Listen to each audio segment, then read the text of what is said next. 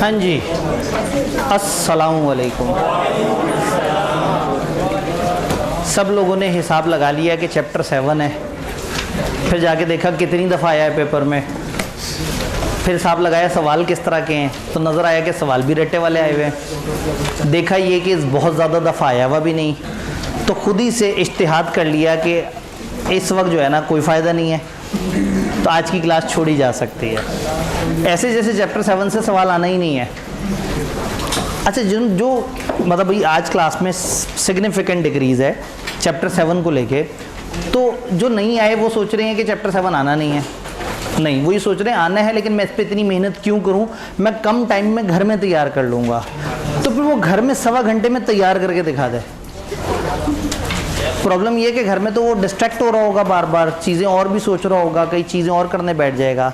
इन classes का एक बहुत बड़ा फ़ायदा ये है कि हम फोर्स्ड इन्वायरमेंट में खामखा ज़बरदस्ती पढ़ाई ज़रूर कर लेते हैं। तो ये एक बहुत बड़ा एज है जो ये क्लासें आपको देने की कोशिश कर रही हैं। तो क्या हम तैयार हैं? क्या हमें प्रोस्पेक्टस और प्रोस्पेक्टस से रिलेटेड सारी बातें समझ आ गई हैं? वो एक टेक्निकल चैप्टर था। चैप्टर 7 और चैप्टर 10 इन दोनों की वेटेज 20 से 25 है, और आई कैप 7 और 10, और आई कैप इस चीज़ का भरपूर फ़ायदा उठा के 10 में से अपना गम और गुस्सा निकाल लेता है कि एक अच्छी वेटेज इसको मिली हुई है। तो ये वाला चैप्टर क्रैमिंग बेस्ड है, बहुत ज़्यादा समझना हमने सारा है। ये चैप्टर अजीब सा चैप्टर है, जिसको समझना है वो परेशान रहता है, उससे रट्टा भी नहीं लगता, लेकिन अगर समझ आ जाए तो फिर आपके लिए क्रैमिंग करना भी आसान है। तो ये चैप्टर थोड़ा सा बाकियों से डिफरेंट है, तो आपने इसको समझने की तरफ जोर देना है। क्रैम तो आप लोग माशाल्लाह कर ही लेते हैं, वो मुझे अंदाज़ा है कि आप लोगों की क्रैमिंग की एक अच्छी स्किल है, लेकिन इस वक्त समझने पे फोकस करना है, क्योंकि ये चैप्टर करने के बाद हमारा फिर आखिरी यूनिट रह जाएगा, जो सबसे बड़ा यूनिट है हमारा 20 से 30 नंबर का, मीटिंग डायरेक्टर और अदर ऑफिसर। खुशी की बात यह है कि सिर्फ 3 दिन रह गए, वक्त ऐसे ही गुजर जाता है। जो नहीं पढ़े उनका भी गुजर जाता है, और जो पढ़े होते हैं तो वक्त ने तो गुजर ही जाना है। वाई नॉट हम उसको पढ़ाई करके गुजार लें, वाई नॉट हम पेपर पास करने की प्रोबेबिलिटी बेहतर कर लें। चैप्टर 7 को स्टार्ट करते हैं। चैप्टर 7 डील्स विद लोन्स, यानी इस चैप्टर का सबसे पहला फोकस ये है कि हम हर किस्म की बोरविंग्स की बात कर रहे हैं। एक कंपनी कितनी कितनी तरह के लोन लेती है, एक कंपनी कितनी कितनी तरह के काम करती है। तो ये चैप्टर हमें पहला यूनिट इसका बताता है बोरविंग क्या है, कितनी तरह की है और उसकी सिक्योरिटी क्या होती है। और दूसरा चैप्टर एक बड़ा हमें स्टेप बाय स्टेप गाइडेंस देता है कि आपने क्या क्या चीज़ों का ख्याल रखना है और कितने कितने दिनों में कौन कौन सी चीज़ को कैसे कैसे रजिस्टर कराना है। चैप्टर को स्टार्ट करते हैं। ये चैप्टर जब स्टार्ट होता है हमें 3 प्रेस कर दीजिएगा, जज़ाकल्लाह। ये चैप्टर स्टार्ट होता है एक पावर का जिक्र करके। आप ये देखें, ये एक बिल्डिंग है, ये एक इंसान है, ये कंपनी है, दोनों तरफ से इनके हाथ फैले हुए हैं और जगह जगह से ये पैसे पकड़ी जा रहे हैं। ठीक है, ये अगर 1 प्रेस हो जाएगा तो ये तस्वीर और नज़र आ जाएगी। तो आपको कुछ अपनी अपनी सी फीलिंग आई। ठीक है, शहबाज शरीफ जो है यहाँ पे खड़ा हुआ है और पूरी दुनिया से कह रहा है भाईजान ज़रूरत है और मैं मांगने नहीं आया, मेरी मजबूरी है, तो मुझे जो है वो अपने मुल्क के लिए पैसे चाहिए। तो वो अब तो लोग मतलब मीम भी बनाना शुरू हो गए हैं कि कहीं पे भी वो किसी के साथ भी गुफ्तगू कर रहा हो तो नीचे वो सब टाइटल देना शुरू कर देते हैं, भाईजान वो थोड़े से पैसे चाहिए थे, वो ज़रा अगर आप दे दें। तो खैर, ये इंसान या ये कंपनी बेसिकली एक टिपिकल कंपनी है, और यहाँ एक ताकत का जिक्र किया गया है। तस्वीरें बातें करती हैं।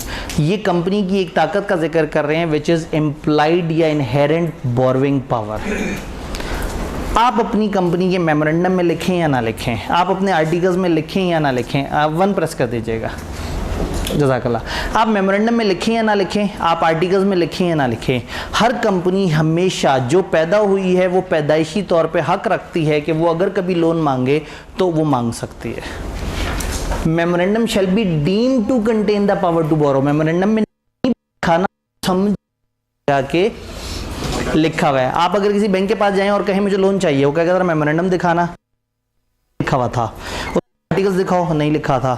तो बैंक ने कहा कहाँ लिखा हुआ है तुम लोन ले सकते हो, आप कहेंगे ध्यान से पढ़ो, लिखा नहीं है लेकिन ऐसा महसूस किया जाएगा कि यहाँ। तो ये सेक्शन कह रहा है कि मेमोरेंडम शैल बी डीम्ड, समझा जाएगा कि you have power to borrow money as loan ले लें, एडवांस ले लें, क्रेडिट ले लें, even this include power to issue security not based on interest. Loan आप इंटरेस्ट वाला भी ले सकते हैं और बगैर इंटरेस्ट वाला भी, मुदारबा, मुशारका, इस तरह के लोन भी ले सकते हैं जिसके ऊपर आप इंटरेस्ट नहीं, आप कुछ और दे रहे हैं।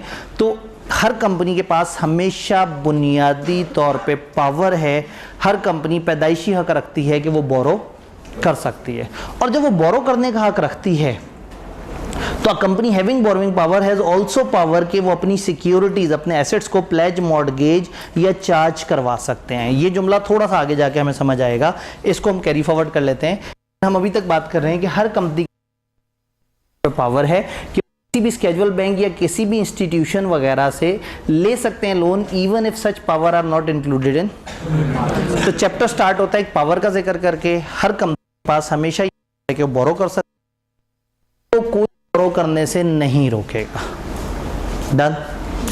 दो एक्सेप्शंस हैं, लॉ खुद रोक सकता है उन्हें, और लॉ ने रोका है एक जगह पे, कल ही पढ़ा है हमने। अगर कमेंसमेंट ऑफ बिजनेस का सर्टिफिकेट नहीं लिया हुआ तो लॉ आपको रोक सकता है। उसके अलावा कंपनी वाले अपने पाँव पे खुद कुल्हाड़ी मार सकते हैं। मेमोरेंडम आर्टिकल में अगर खुद से लिमिटेशन लगा दें कि इससे ऊपर का लोन नहीं लेंगे, या लेकिन इससे बड़ा लोन होगा तो डायरेक्टर्स ले सकते हैं, मेंबर ले सकते हैं, या इससे ऊपर का लोन होगा तो डायरेक्टर का इख्तियार नहीं है, मेंबर्स आएंगे तो वो लोन लेंगे। तो इसका मतलब है लॉ ने आपको बुनियादी तौर पे पावर दी थी कि आप कभी भी लोन मांगना चाहें तो मेमोरेंडम आर्टिकल में लिखो या ना लिखो, ये आपका हमेशा हक है कि आप लोन ले सकते हैं, और हमेशा ही उस लोन पे सिक्योरिटी आपका हक है। सिक्योरिटी के ऊपर भी हम बात करेंगे, समझ आई। फिर ये बोरोइंग की जो रिस्ट्रिक्शन है वो क्या है? एक है certificate of commencement of business, वो जिन पे वो सर्टिफिकेट वाजिब है, यानी पब्लिक और guarantee limited having share capital, वो बगैर certificate of commencement of business लिए बोरो नहीं कर सकती, ये रिस्ट्रिक्शन। दूसरी रिस्ट्रिक्शन आपकी आर्टिकल्स, कंपनी अपनी पावर्स को अपने आर्टिकल्स में रिस्ट्रिक्ट कर सकती है। कंपनी मेंशन कर सकती है कि इस खास लिमिट से ऊपर की अमाउंट जो है वो सिर्फ और सिर्फ तब होगी जब मेंबर्स उसको ओके कर देंगे। अगर डायरेक्टर अपनी अथॉरिटी से बाहर निकलते हैं और बोरोइंग करते हैं तो ऐसी बोरोइंग को हम कहते हैं अल्ट्रा वायर्स बोरोइंग, गैर कानूनी बोरोइंग, इख्तियारात से निकली हुई borrowing. Ultra vires legal word है, लैटिन वर्ड है, इसका मतलब होता है अपनी जुरिस्डिक्शन से बाहर निकल के, अपने इख्तियार से बाहर निकल के। तो अल्ट्रा वायर्स बोरोइंग का मतलब है कि डायरेक्टर ने अपनी पावर्स को मिस यूज़ किया है, उनकी पावर बनती नहीं थी लेकिन उन्होंने फिर भी बोरोइंग कर ली। यहाँ तक कोई कन्फ्यूजन? बोरो करना हर किसी का हक है। दो पाबंदियाँ हैं, कमेंसमेंट ऑफ बिजनेस के सर्टिफिकेट वालों को रोका जा सकता है, और मेमोरेंडम आर्टिकल्स में आप खुद से रिस्ट्रिक्शन लगाना चाहें तो लगा सकते हैं। क्लियर? अगले स्टेप पे जाते हैं। बोरोइंग कितनी तरह की हो सकती है? किताब ने 3 जनरल कैटेगरीज का जिक्र किया। बोरोइंग मशहूर ज़माना है क्रेडिट इंस्टीट्यूशन से, फाइनेंशियल इंस्टीट्यूशन या credit institution, bank, non banking finance कंपनियां, मुदारबा कंपनियां, बहुत सारे इस तरह के सेटअप होते हैं जो आपको लोन देते हैं। तो कमर्शियल इन्वेस्टमेंट बैंक, एनबीएफसीज, मुदारबा और डिफरेंट बिजनेस ऑर्गेनाइजेशन जिनका मकसद है कि वो आपको लोन देते हैं और उसके अगेंस्ट कोई इंटरेस्ट या प्रॉफिट का हिस्सा, अगर वो नॉन इंटरेस्ट बेस्ड है लोन तो प्रॉफिट का हिस्सा मांग लेंगे, और अगर वो इंटरेस्ट बेस्ड है तो एक लोन तो ये है कि आपने कमर्शियल बैंकों वगैरह से ले लिया, फाइनेंशियल इंस्टीट्यूशन से ले लिया, ज़्यादा बेहतर वर्ड। दूसरा अदर सोर्सेज से ले लिया, अपनी कंपनी के बड़ों से ले लिया, स्पॉन्सर से ले लिया, कंट्रोलिंग शेयर होल्डर से ले लिया। नॉर्मली इस पे इंटरेस्ट भी नहीं होता और नॉर्मली इस पे कोई सिक्योरिटी भी नहीं होती। कंपनी पे बुरा वक्त आया, कंपनी का जो सबसे बड़ा शेयर होल्डर था उसने क्या किया, 15 दिन के लिए 15 लाख रुपये दे दिया, कंपनी ने वो टाइम निकाला और उसके 15 लाखों से वापस कर दिए। तो एक तरीका बोरोइंग का ये है कि आप अपने बड़ों से ले लें, ये आसान बोरोइंग है, ये अदर सोर्सेज है। एक ये है कि आप क्रेडिट इंस्टीट्यूशन से ले लें। एक तीसरा तरीका है जनता से ले लें, डिबेंचर्स। आप डिबेंचर्स इशू कर दें, याद है प्रोस्पेक्टस? प्रोस्पेक्टस के थ्रू हम लोगों को अपनी सिक्योरिटीज़ में इन्वेस्ट करवा सकते हैं। कंपनी को 10 करोड़ का लोन चाहिए, लोन चाहिए। आप ये नहीं चाह रहे कि जो हमें पैसे दें कंपनी के हिस्सेदार बन जाए। आपको नज़र आ रहा है ये 10 करोड़ का प्रोजेक्ट है, ये शुरू होगा, 1.5 साल बाद 10 करोड़ भी वापस आ जाएगा और आगे प्रॉफिट ही प्रॉफिट। तो इतने से रिस्क के लिए मैं क्यों लोगों को हिस्सेदार बनाऊँ? लेकिन जब आपको पता होता है 10 करोड़ का प्रोजेक्ट है, चल भी सकता है, डूब भी सकता है, तो फिर आप क्या करते हैं? आप शेयर होल्डर्स को बुलाते हैं। यानी कि आपको जब पता है कि ये कंपनी चलेगी तो आप शरीक बीच में नहीं ऐड करते, आप लोन लेके उनको इंटरेस्ट देके बाद में लोन भी वापस कर देते हैं। लेकिन जब आप डाउट में होते हैं और रिस्क ले रहे होते हैं तो फिर आप बाहर के भी शेयर होल्डर्स को बुलाते हैं और आप सारे मिल के उस रिस्क को बेयर करते हैं। तो अगर आपको लोन चाहिए और पब्लिक से चाहिए तो भी आप प्रोस्पेक्टस इशू कर सकते हैं। आप लोगों से कहेंगे कि भाई हमारा 10 रुपए का एक डिबेंचर है और हम 1 करोड़ डिबेंचर इशू कर रहे हैं, आप में से जिसने जितने डिबेंचर खरीदने हैं वो खरीद ले। तो हो सकता है ये भाई 200 रुपये खर्च करके 20 डिबेंचर ले लें, तो हो सकता है ये भाई 2 लाख खर्च करके 20,000 डिबेंचर ले लें, हो सकता है ये भाई 10 रुपये का एक डिबेंचर ले लें। अपनी अपनी मर्जी है। ये कह सकते हैं, उसके बाद हर महफिल में जाके कह सकते हैं मैं क्रेडिटर हूँ फलाना कंपनी का, लोन दिया। अब मेरे पास 500 शेयर थे, जो सर्टिफिकेट दिखाया, तो मतलब भाई जनाब एंग्रो ग्रुप के अंदर भाई की इन्वेस्टमेंट है, ठीक है, एंग्रो ग्रुप है, हल्का ले रहे हैं, एंग्रो ग्रुप के अंदर खतीर इन्वेस्टमेंट है, 500 शेयर्स, ठीक है। असल में 500 इसलिए है कि कम से कम 500 की ऑप्शन थी, वरना अगर वो उन्होंने लॉट बनाई थी मार्केटेबल कि आप 500 से कम के लिए अप्लाई नहीं करेंगे, नहीं तो अगर 10 के लिए ऑप्शन होती तो मुझे तो सिर्फ उस प्रोसेस में एंटर होना था कि ज़रा यूज़र बन के देखूँ कि नोटिस किस तरह से आते हैं और शेयर होल्डर के साथ प्रैक्टिकली क्या होता है। तो समझ आ गया कि प्रैक्टिकली कुछ भी नहीं होता। 1-2 दफ़ा ही खत छत आया, उसके बाद ना उन्होंने मीटिंग्स में बुलाया ना कुछ और किया। हाँ, उनके अकाउंट्स में हर दफ़ा या वो मुझे 2 दफ़ा उन्होंने अकाउंट्स भेजे, या उसके बाद जो है वो भेजते नहीं थे, मैं नेट से डाउनलोड कर लेता था। तो उसकी वो शुरू में बुकलेट होती थी, उस पर तस्वीर बनी होती थी, कंपनी की बड़ी सी फैक्ट्री और लाइटें चल रही हैं ज़बरदस्त, खोल के देखता था 400 मिलियन का लॉस। मैं कहता था भाई ने जिस बिज़नेस में इन्वेस्ट किया बिज़नेस ही डूब गया। मैं फिर अकाउंट्स बंद करके कहता था यार ये बत्तियाँ ही बुझा दिया करो, ये इतनी बत्तियाँ जला के रखी हुई हैं। तो जब तक मैं उसे देखता रहा उसमें लॉस ही रहा। फिर 4-5 साल बाद मैंने कहा कि अब देखने का कोई फ़ायदा नहीं, और मैंने कौन सा इस नीयत से लिया था, लेकिन एक होता है ना कि ज़रा डिविडेंड आता होगा, मज़ा आता होगा। अब 500 शेयर पे कितना 40 रुपये डिविडेंड आ जाना था। लेकिन बहरहाल जब उसे देखना छोड़ा तो पता लगा वो किसी टाइम पे खुद ही से प्रॉफिटेबल भी हो गई। मार्केट में उसके शेयर की मैंने 18 रुपये का लिया था, शेयर किसी ने बताया 40 रुपये का भी हुआ हुआ है। फिर पिछले 2-3 साल से मुझे उसके इतने डिविडेंड आए कि जितने मैंने खर्चे थे उससे ज़्यादा अब तक डिविडेंड के तौर पे आ चुका है। तो अब मैं एक प्रॉफिटेबल कंपनी का जब देखना छोड़ा तो प्रॉफिट होना शुरू हो गया। दुनिया बड़ी ना जालिम चीज़ है। हज़रत अली कहते हैं ये साया है, इसके पीछे भागो ये आगे भागता है, इससे दूर भागो ये पीछे पीछे आता है। तो जब दूर भागा तो वो पीछे पीछे डिविडेंड ले लेके आ रहे हैं, बैंक अकाउंट में खुद ही से ढूंढा होगा, मेरे NIC पकड़ा होगा, उसको ट्रेस किया होगा, क्योंकि मेरे डिविडेंड उनके पास पड़े हुए थे, वो बेचारे परेशान थे कि बंदा तो डिविडेंड लेने ही नहीं आ रहा। तो ढूंढ के डिविडेंड उन्होंने मेरे तक पहुंचाया है, मेरे रास्त ID को ढूंढा, मेरे NIC को, मेरे बैंक अकाउंट को, और उसमें फेंकने शुरू कर दिए डिविडेंड। तो जब दूर भागे तो साया पीछे पीछे आना शुरू हो गया, और जब तक उनसे उम्मीद थी कि ये डिविडेंड देंगे, तो हम हर दिन कोई ना कोई छोटा सा लाइफ लेसन देख ही लेते हैं। वापस उधर आते हैं। डिबेंचर, जनता से कहें आओ और ख़रीदो। अब वो कम या ज़्यादा फ़ायदा ये हुआ कि आम आदमी भी कंपनी को लोन दे सकता है, और एक ऐसा बंदा जिसने पास थोड़े से पैसे थे, फर्स्ट करें 10,000 रुपये थे, वो सोचता मैं कहाँ लगाऊं, पता लगा फलाना कंपनी के डिबेंचर हैं, वो आपको 11% इंटरेस्ट देंगे। उसने 10,000 वहाँ लगा दिया और हर साल उसको 11% के हिसाब से उसके ऊपर इंटरेस्ट मिलना शुरू हो गया। तो debenture is a form of borrowing जो कंपनी कर रही है जनता से, चंद लोगों से या पूरे पाकिस्तान से। फ़ायदा क्या है? फ़ायदा ये है कि आपका इन्वेस्टर या आपका क्रेडिट टूट जाएगा। एक बैंक से 10 करोड़ लेते तो वो नचा के रखता, 4 डायरेक्टर अपने बिठाता आपके बोर्ड पे, आपके सबसे महंगे एसेट्स को उठा के गिरवी कर लेता। लेकिन ये जो जनता ने लोन लिया है, जिसने 10 रुपये का डिबेंचर लिया है, वो तो नहीं सिक्योरिटी मांगेगा। इवन जिसने 10,000 रुपये भी खर्चे हैं वो भी नहीं मांगेगा सिक्योरिटी। तो ये सिक्योर्ड भी हो सकते हैं, अनसिक्योर्ड भी, चाहे तो सिक्योरिटी दे दें, लेकिन नॉर्मली आवाम इस पर सिक्योरिटी नहीं मांगती। और फ़र्ज़ करें अचानक से 200 लोग अपने पैसे लेने आ जाएँ आउट ऑफ 25,000, तो 200 लोगों को पैसे देना भी आसान है। तो जब आप चाहते हैं कि आप मैस लेवल पे लोगों से पैसा लें और आपके लिए ईजी हो, तो फिर आप प्रोस्पेक्टस इशू करके डिबेंचर की तरफ जाते हैं। Any security evidencing a date shell effectively B, ज़रूरी नहीं उसका नाम डिबेंचर हो सकता है कंपनी उसे कहती हो टर्म फाइनेंस सर्टिफिकेट, हो सकता है कंपनी उसे कहती हो मुदारबा सर्टिफिकेट, जो मर्जी नाम हो, एनी सिक्योरिटी जो अल्टीमेटली पैसे मांग रही है उसका नाम क्या है? डिबेंचर। पब्लिक कंपनी में इशू डिबेंचर टू पब्लिक और में issue debenture to any person.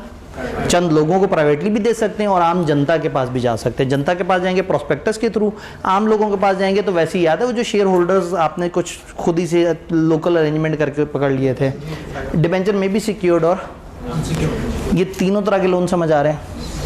अब हमें समझ आ गया बोरविंग पावर, अब हमें समझ आ गया लोन क्या होता है, लोन कितनी तरह का होता है। अब सवाल ये है कि सिक्योरिटी कितनी तरह की होती है। जब आप लोन लेने जाते हैं तो अगले बंदे को कोई तहफ़्फ़ुज़ चाहिए, जिससे आप लोन ले रहे हैं, अगर आप लोन लेके भाग गए तो उसका क्या बनेगा? तो वो आपसे सिक्योरिटी मांगता है। एक तो सिक्योरिटीज़ वर्ड था ना, वो तो शेयर्स डिबेंचर्स को कलेक्टिवली कहते हैं। सिक्योरिटी का मतलब है कि जिससे आप लोन ले रहे हैं वो अपने तहफ़्फ़ुज़ के लिए एहतियातन आपसे कह रहा है कि आप अपना ये एसेट, इसके ऊपर मेरा कोई राइट क्रिएट कर दें। अगर आप कल को भाग गए तो ये एसेट मेरा हो जाए। तो सिक्योरिटी की 3 किस्में, जिसमें सबसे पहले मशहूर ज़माना किस्म है प्लेज। प्लेज एक बड़ी टिपिकल किस्म है जिसमें ज़्यादातर क्या होता है, कुछ कीमती मूवेबल एसेट वो उठा के दे दिया जाता है लेंडर को। ज़्यादातर सबसे ज़्यादा जो चीज़ मशहूर है दैट इज़ सोना। अभी डायग्राम थोड़ी सी ज़रा ब्लर है, एक तो मैंने ओवरऑल ब्लर की हुई है और ऊपर से लाइटिंग भी कम है। तो ये सामने एक बहुत सारा सोना रखा हुआ है। ये भाई साहब सोने को चेक कर रहे हैं और इनके हाथ में कागज़ है। ये सोना देखने के बाद इन्होंने ये लोन दे देना है इन्हें, और ये सोना बैंक ने अपने पास अपने लॉकर में रख लेना है। इस हरकत को कहते हैं प्लेज, जिसमें आप अपने मूवेबल एसेट की फिजिकल पोजीशन दे देते हैं लेंडर के पास। तो इन्होंने, खातून ने सोना इन्हें दिया हुआ है, इन्होंने उनको लोन दे दिया। जब ये आके लोन वापस कर देंगी तो ये अपना सोना वापस ले लेंगे। लोन लिया इन्होंने 7 लाख का, सोना शायद 10 लाख का है। वैसे तो जितना ये सामने सोना पड़ा हुआ है, तो मेरे ख्याल में सोने के बर्तन भी हैं यहाँ पे तो जो है ना, तो ये तो कई करोड़ों का सोना लग रहा है। लेकिन फ़िलहाल 7 लाख का लोन था। बैंक ने कहा भाई सोने की वैल्यू ऊपर नीचे हो सकती है, लोन की आपकी इंटरेस्ट वगैरह भी एक्रू हो सकता है, आप एक काम करो 10 लाख का सोना दे दो। 10 लाख का सोना दिया इन्होंने, तहफ़्फ़ुज़ के लिए अपने पास रख लिया। अगर वो कल को पैसे नहीं देंगी खातून तो ये उस सोने को बेच के अपना लॉस पूरा करके इन खातून से रब्ता करके बकाया इनको दे देंगे। और अगर सोना बेचें और कम पड़े तो जितना हो गया रिकवर, बाकी के लिए इनको लीगल नोटिस भेज देंगे कि जी आपका सोना बेचने से अभी भी 40,000 शॉर्ट हैं, आप 40,000 दे दें ताकि मेरा आपका मामला क्लोज हो जाए। इस तरह की सिक्योरिटी को क्या कहते हैं? प्लेज। प्लेज है बेलमेंट ऑफ गुड। बेलमेंट कहते हैं अमानत को।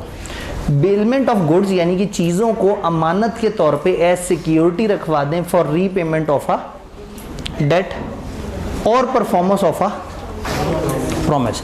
ये जो सिक्योरिटी है 2 वजह से होती है। या तो आप कहते हैं कि हाँ भाई तुम मेरे पैसे वापस करोगे, और समटाइम सिक्योरिटी इसलिए होती है कि आप दूसरे से कहते हैं कि तुम अपना काम पूरा करके दोगे। एक कॉन्ट्रैक्टर ने ज़मीन, वो एक सड़क बना के देनी है और आपको लग रहा है कि बीच में भाग ना जाए, तो गवर्नमेंट उससे भी सिक्योरिटी ले लेती है। तो सिक्योरिटी नॉर्मली 2 वजह के लिए होती है, या लोन के लिए या परफॉर्मेंस के लिए। इस चैप्टर में हमारा फोकस क्या है? लोन। लेकिन क्या करें, डेफिनेशन में जगह जगह परफॉर्मेंस ऑफ प्रॉमिस का जिक्र भी होगा, क्योंकि डेफिनेशन तो ओवरऑल है ना। तो जब भी गुड्स को, एसेट्स को सिक्योरिटी के तौर पर रखवाया जाएगा तो ये क्या कहलाएगा? प्लेज। इसकी अगर आसान सी डिस्क्रिप्शन देखें तो मूवेबल एसेट की जब फिजिकल पोजीशन लेंडर को दे दी जाएगी तो वो बन जाएगा प्लेज। प्लेज हमें समझ आ गया। अब जब प्लेज समझ आ गया जी,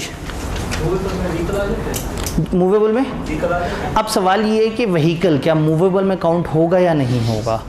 डिपेंड करता है। अगर आपने अपनी गाड़ी एग्जैक्टली उनके पास ही खड़ी कर दी, उनके गोदाम में रखवा दी, लॉक करके चले गए और उन्होंने उसकी पोजीशन आपसे फिजिकली ले ली, तो आप उस पर भी प्लेज क्रिएट कर सकते हैं। लेकिन नॉर्मली क्या होता है कि जो बड़े साइज़ के एसेट्स होते हैं इस पर हम किसी और तरफ जाते हैं, जैसे अभी मैं जिक्र करूँगा।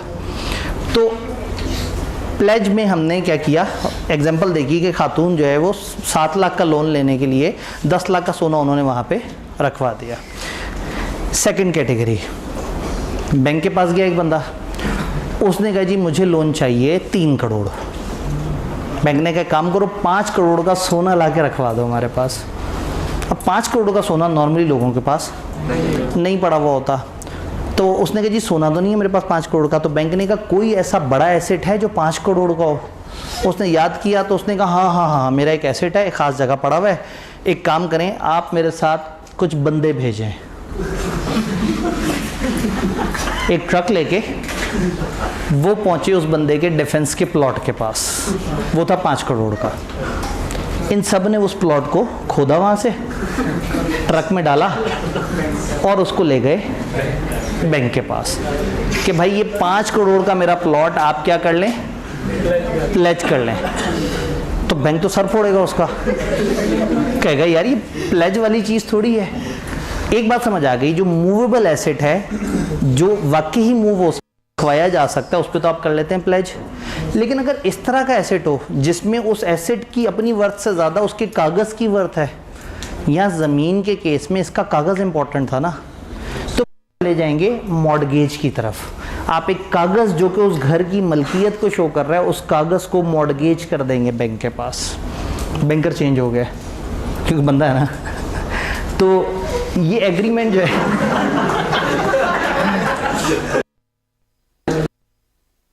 तहकीक कर रहा था सोने पे कि कितना सोने है और इस तरह से बड़ा डिलीजेंस के साथ। तो इसने क्या किया, एग्रीमेंट। अब मॉर्गेज में क्या हो रहा है, बंदा अपने घर का डॉक्यूमेंट पे करवा रहा है। पहले इस बंदा भाई 5 करोड़ का घर है, वो तो मैं लिख के दे दूं, अगर मैंने आपके पैसे ना दिए तो मेरा घर आपके नाम हो जाएगा। उसने कहा देखो ये अगर तुम उस वक्त मुकर गए तो, उसने कहा जी मैं कौन सा भागा जा रहा हूँ, और घर भी वहीं खड़ा हुआ है और कागज़ पे भी ये लिखा हुआ है, आपको मेरे पे भरोसा नहीं। तो बैंक ने कहा मुझे आप पे कैसे भरोसा होगा, पैसे भी मैं आपको दे रहा हूँ, अच्छा क्या आपको मेरे पे भरोसा है? उसने कहा 100%, उसको तो लोन चाहिए था।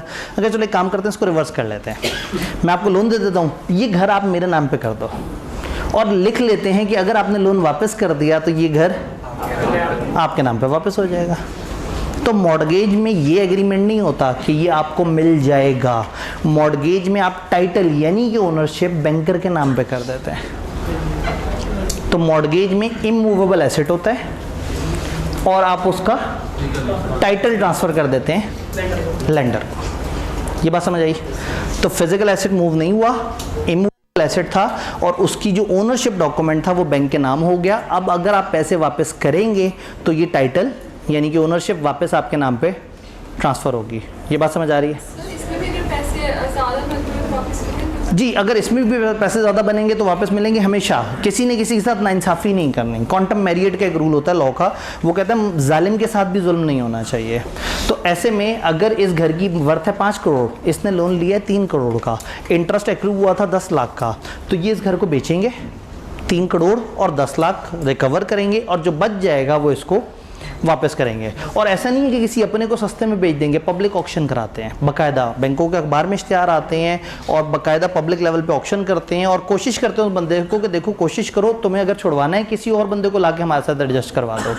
तो समटाइम क्या होता है, यही आके किसी और बंदे को कहेगा यार मेरा एक घर है, उसकी ये कीमत है, तुम एक काम करो मेरा लोन तुम पकड़ लो, मेरा घर तुम पकड़ लो और मुझे बस पैसे दे दो, मैं साइड पे हो जाऊँ। तो आपके पास हर तरह की ऑप्शन होती है। बेचना तो सबसे आखिरी ऑप्शन है, ये शदीद मजबूरी में बैंक ऐसे उस पर जाता है कि उसे बेचना पड़ जाए। तो ये मॉर्गेज हो गया। कागज़ों में ये इसके नाम पे यूज़ ये कर रहा है, सब्सटेंस ओवर फॉर्म। कानूनी ओनरशिप इसके पास है लेकिन फिजिकल ओनरशिप कागज़ पे कुछ भी तय किया जा सकता है। ये भी तय किया जा सकता है कि जब तक ये घर मॉर्गेज हुआ हुआ, बैंक हैज़ द राइट कि वो उसको किराए पे दे सकता है। बट पाकिस्तान में हमारी ये रिवायत नहीं होती। पाकिस्तान में आप जिस घर में रह रहे होते हैं आप उसी को मॉर्गेज करा देते हैं। तो दिस इज़ अलाउड कि ये घर जो मर्ज़ी यूज़ करे लेकिन ओनरशिप होगी इनके नाम पे। तो किताब ने बड़े फ़ख्र से डेफिनेशन दी मॉर्गेज की, एन इंटरेस्ट और लियन क्रिएटेड ऑन द प्रॉपर्टी और एसेट्स ऑफ अ कंपनी और एनी ऑफ इट्स अंडरटेकिंग और बोथ हैज सिक्योरिटी। ये डेफिनेशन बाद ना बच्चे हो गए परेशान और आईकेप को लगा कि ये हमने एक ऐसी डेफिनेशन दे दी है जो समझ किसी को आ नहीं रही। कंपनीज एक्ट में ये डेफिनेशन है। तो उन्होंने कहा चलें एक काम करते हैं, हम आपको एक अल्टरनेट डेफिनेशन दे देते हैं। ये तो बहुत ज़्यादा फीकी हुई है, इसके लिए लाइट हमें 1 भी ऑफ़ करनी पड़ेगी, 2 भी ऑफ़ करनी पड़ जाएगी। अनफॉर्चुनेटली 2 भी कर दें, बेहतर हो गई है। नहीं तो कोई मसला नहीं, इसको मैं अभी एडिट कर देता हूँ। लेकिन माउस नहीं चल रहा था, माउस नहीं चल रहा। अल्टरनेट डेफिनेशन वो क्या है, मैं पढ़ के सुना देता हूँ। ये लिखा हुआ है अल्टरनेट डेफिनेशन ऑफ मॉर्गेज। ये कानून है transfer of property act 1882, companies act नहीं है ये। Transfer of an interest in specific immovable property, किसी भी खास इमूवेबल प्रॉपर्टी का जो हिस्सा है वो ट्रांसफ़र करना for the purpose of securing payment of money, इसलिए कि आप सिक्योर करना चाहते हैं क्या, पेमेंट ऑफ मनी जो आपने एडवांस की है और to be advanced by way of loan दी है या कोई एग्जिस्टिंग या फ्यूचर डेट है। लोन है या कोई डेट है, पैसे दे दिए हैं या देने लगे हैं, और परफॉर्मेंस ऑफ एन एंगेजमेंट या आप एक काम एक असाइनमेंट परफॉर्म करने लगे हैं which may give rise to a pecuniary liability, वो जिसकी वजह से कोई फाइनेंशियल, पेक्यूनरी का मतलब फाइनेंशियल लाइबिलिटी जनरेट हो जाए। इंतहाई फ़ख्र से किताब में डेफिनेशन डाल दी कि चलो बच्चों को वो समझ नहीं आ रही तो आसान सी डेफिनेशन डाल देते हैं, और अजियत दे दी भाई वो चीज़ नहीं भी समझ आती, छोटी थी, याद कर लेते। ठीक है, वन। सर एग्जाम में दो डेफिनेशन। अब सवाल पेपर में क्या करेंगे, टू भी दबा दे। पेपर में हम क्या करेंगे, कंपनी लॉ की डेफिनेशन है ऊपर वाली, और अल्टरनेट डेफिनेशन उन्होंने समझाने के लिए दी है। अब पता नहीं एग्जामिनर का क्या मूड है, पता नहीं वो जो समझाने के लिए एक अल्टरनेट डेफिनेशन है, पता नहीं उसके दिल में ये तो नहीं कि बच्चे को यही लिखनी चाहिए, लेकिन कानूनी तौर पे ऊपर वाली डेफिनेशन तो ये तो सबने याद कर लेनी है। और आप में से वो जिसके सारा पूरा कंपनी लॉ खत्म हो जाए, अच्छी तरह से तैयार हो जाए, और उसके सिर्फ टेबल ए के कंटेंट दोहराने वाले रहते हो, उससे पहले ये कर रहे हैं। तो इसको याद मत करें, असूलन this is not part of syllabus, क्योंकि ये कंपनीज एक्ट नहीं है। उन्होंने समझाने के लिए अल्टरनेट डेफिनेशन दी है, लेकिन मैं डर जाता हूँ तो एहतियातन मैंने वो चीज़ भी यहाँ पे आपको बता दी है। बट आइडियली अगर आपने वो रट्टा मारा हुआ है तो उम्मीद है 99.976% चांस है कि आप सेफ है। बट चूंकि ये आई कैप है तो देयर इज़ 0.00 समथिंग % चांस कि आप डेंजर में है। और अगर डेंजर लग रहा है तो है ही कितनी सी डेफिनेशन, आपने इथेन, मीथेन और पता नहीं कौन सी थेन के सारे फार्मूले भी तो याद कर ही लिए थे, तो ये तो फिर इंग्लिश लिखी हुई है। तो खैर ये डेफिनेशन असल है, इसको समझ लेते हैं। इंटरेस्ट और लियन, हिस्सा या कब्जा। लियन होता है कब्जा, इंटरेस्ट होता है हिस्सा। हिस्सा या कब्जा क्रिएटेड ऑन प्रॉपर्टी और एसेट, किसी भी प्रॉपर्टी एसेट, अब जब और लिख दिया तो ये प्रॉपर्टी फिर ज़मीन वगैरह हो गई, किसी भी ज़मीन या एसेट में हिस्सा ऑफ अ कंपनी, किसी कंपनी का, या एनी ऑफ इट्स अंडरटेकिंग, या उसके किसी भी बिजनेस का, और बोथ कंपनी या कंपनी का कोई बिजनेस या उनमें से किसी में भी किसी भी प्रॉपर्टी या एसेट में किसी का भी हिस्सा या कब्जा जो क्रिएट हुआ उसे क्या कहेंगे, मॉर्गेज। तो अल्टीमेटली ये डेफिनेशन फिर हमें याद करनी पड़ेगी। और डिस्क्रिप्शन क्या, इमूवेबल एसेट का ट्रांसफर ऑफ टाइटल हो रहा है लेंडर के नाम, तो ये दूसरी तरह की सिक्योरिटी हो गई विच इज़ मॉर्गेज। इंटरेस्ट का मतलब है, इंटरेस्ट कहते हैं किसी के हिस्से को, जैसे पार्टनरशिप में आपने पढ़ा होगा बीलो में कि आप अपने इंटरेस्ट को ट्रांसफ़र कर सकते हैं, ट्रांसफरी ऑफ इंटरेस्ट। तो इंटरेस्ट का मतलब होता है उस ओनरशिप में आपका हिस्सा। तो ये इंटरेस्ट सूद वाला इंटरेस्ट नहीं है, ये आपके हिस्से वाला ओनरशिप वाला इंटरेस्ट है। तो यूँ समझें कि ओनरशिप या कब्ज़ा किसी का अगर आप क्रिएट करवा के दे रहे हैं तो उसकी बात हो रही है। डन, प्लेज में समझ आ गया, मॉर्गेज समझ आ गया जी। इंटरेस्ट भी बनेगा इस लोन पे? जी कैश लोन पे इंटरेस्ट बनेगा जी, लोन पे तो सब कुछ बनेगा और सब कुछ उसी तरह से पे होगा। इस वक्त हम लोन के रूल्स नहीं पढ़े, लोन के ऊपर जो सिक्योरिटी जमा कराई जा रही है वो सिक्योरिटी किस नोयत की, और हम उसके रूल्स जानने की कोशिश कर रहे हैं। डन। फिर आती है सिक्योरिटी की एक तीसरी किस्म। कुछ ऐसे बिजनेसेस होते हैं जिनके पास कुछ मूवेबल या इमूवेबल एसेट पड़े होते हैं, लेकिन वो उसकी ओनरशिप डॉक्यूमेंट बैंक के नाम पे नहीं ट्रांसफ़र कर रहे होते और ना ही वो फिज़िकली वो एसेट जमा करा रहे होते हैं। इसकी बेस्ट एग्जांपल हमारी तरह का इदारा हो सकता है कि इदारे के अंदर 4-5 करोड़ के एसेट्स पड़े हुए हैं, लेकिन हम ये प्लेज नहीं करा सकते। नहीं तो हम काम कैसे करेंगे, हम ये एसीज तो उठा के नहीं दे सकते, हम जनरेटर उठा के नहीं दे सकते, तो हम ये एसेट्स इस्तेमाल कर रहे हैं और इन एसेट्स का हम ओनरशिप भी बैंक के नाम पे ट्रांसफ़र नहीं करना चाह रहे। तो एक ऑप्शन ये है कि हम एसेट इस्तेमाल करते रहें और बैंक का चार्ज क्रिएट कर लें, बैंक का चार्ज क्रिएट कर दें, कि एग्रीमेंट कर लें कि देखो अगर हमने तुम्हारे पैसे ना दिए तो हमारे ये एसेट तुम बेच सकते हो। अब ये एसेट हम इस्तेमाल कर रहे हैं, अगर हमने तुम्हारे पैसे ना दिए तो ये एसेट तुम्हारे हो जाएंगे। कंसिडर करें मेट्रो, सुपरस्टार या इस तरह के मुख्तलिफ तरह के जो हमारे सुपर स्टोर्स हैं, इसमें क्या होता है, इनके पास करोड़ों का माल पड़ा हुआ है, लेकिन वो माल बेचते हैं तो कमाते हैं। तो एक बैंक से जाके उन्होंने कहा 4 करोड़ का लोन चाहिए, बैंक ने कहा सिक्योरिटी क्या, उन्होंने कहा कि हमारे प्रेमिसेस में देखो 10 करोड़ से ऊपर का स्टॉक पड़ा हुआ है, अगर हमने आपके पैसे ना दिए तो इनमें से कोई सा 4 करोड़ का स्टॉक उठा के आप ले जा सकते हैं। तो ये चार्ज होता है। चार्ज में ना आप एसेट फिजिकली देते हैं ना आप नाम पे उनके कर देते हैं, लेकिन एक हक दे देते हैं उन्हें कि अगर आपने पैसे ना दिए तो वो आके ना सिर्फ एसेट ले जा भी सकते हैं बल्कि अपने नाम पे ट्रांसफ़र भी कर सकते हैं। टिपिकली ऐसा होता है इंपोर्ट्स वगैरह के टाइम पे, जब आप बाहर से अपना माल मंगवा रहे होते हैं बहुत सारा, तो वो आके किसी गोदाम में आके ठहरता है। तो जिससे आपने लोन लिया होता है, वो जो बाहर से माल आ रहा है, आपने लोन देना होता है, लोन क्लियर करना होता है, और माल उठाना होता है, तो वहाँ पे क्या होता है, बैंक का एक मुकद्दम आके खड़ा हो जाता है, एक नुमाइंदा जिसको इंग्लिश उर्दू दोनों ज़बानों में मुकद्दम कहते हैं। वो सारे स्टॉक का चार्ज संभाल लेता है, और जब आप जितने पैसे देते जाते हैं उतना स्टॉक आप वहाँ से निकलवाते चले जाते हैं। तो टेक्निकली ये गोदाम तो आपका किराया आप दे रहे हैं, लेकिन आप जितना स्टॉक यहाँ पे मौजूद है वो तब निकलवाएंगे जब आप उतनी पेमेंट कर दें। एट एनी गिवन टाइम आपका आउटस्टैंडिंग बैलेंस ऑफ लोन और जो अमाउंट ऑफ स्टॉक है इसमें डिफरेंस नहीं होना चाहिए। उस तरह का स्टॉक हमेशा ज़्यादा होना चाहिए और आउटस्टैंडिंग अमाउंट ऑफ लोन हमेशा कम होना चाहिए।